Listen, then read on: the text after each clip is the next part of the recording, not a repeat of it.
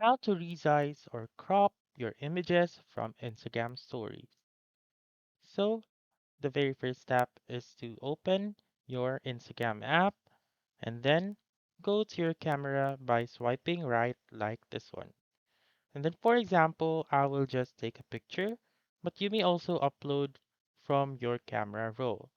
To resize your image, what you're going to do is to put your two fingers together and then slightly um, pull them apart or outward.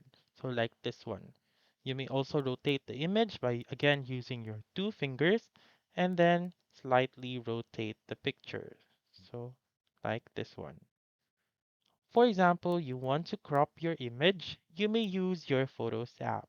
So like here, I'll open Photos, simply click on Edit found on the upper right corner, and then click on this icon right here and then I may crop or resize my image.